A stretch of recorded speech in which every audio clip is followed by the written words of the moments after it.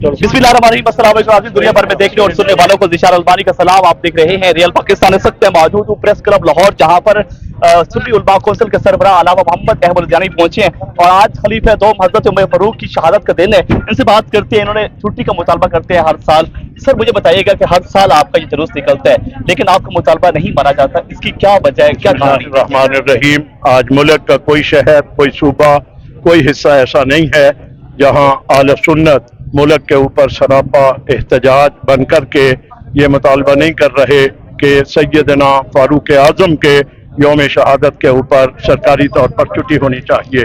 आपने जायज़ बात की, इतने सालों से हम ये मुतालबा कर रहे हैं और मुझे ये बात समझ यही आ रही है कि हमारे हुक्मरान जो हैं हमेशा तशद्दुद का अंदाज अपनाओ तो बात मानते हैं, कोई इंतहा अंदाज इख्तियार करो तो बात मनवाया करते हैं। जलाओ गिराओ का जब अंदाज आता है तो फिर बात माना करते हैं।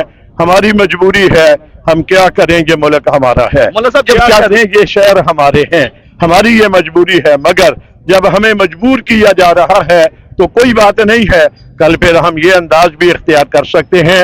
हमारा ये जुलूस गवर्नर हाउस के सामने होगा, हमारा ये जुलूस चीफ मिनिस्टर हाउस के सामने जा सकता है, हमारा ये जुलूस जो है इसी अंदाज में प्राइम मिनिस्टर हाउस और ईवान सदर में जा सकता है।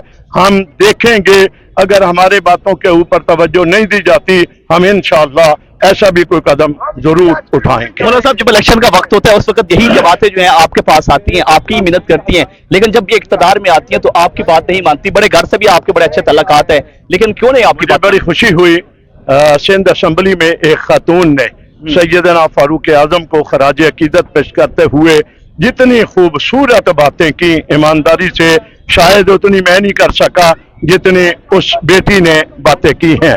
मैं उसको बात को बना करके पार्लियामेंटों में बैठे हुए जो मुसलमान मर्द हैं, मैं उन्हें कहना चाहता हूँ उसको देखकर ही कम से कम तुम्हें कुछ ख्याल आना चाहिए। मौजूदा जो सियासी सूरत हाल है, महंगाई बहुत हो चुकी है, बिजली के बिल बहुत हैं, इस बारे में आप क्या कहते हैं? देखिए, बिजली के बिल जो है, मुझे लगता है आने वाले दिनों में, अभी तो लोग अपने कपड़े बेच रहे हैं, कुछ लोग घरों के जेवरात बेच रहे हैं, कुछ लोग मोटरसाइकिल और गाड़ियां बेच रहे हैं, शायद घर बेचने पड़ेंगे और घर बेचना पड़ेगा, उसके बाद होगा क्या, रहने को जगह नहीं होगी, फिर दमादम मस्त कलंदर।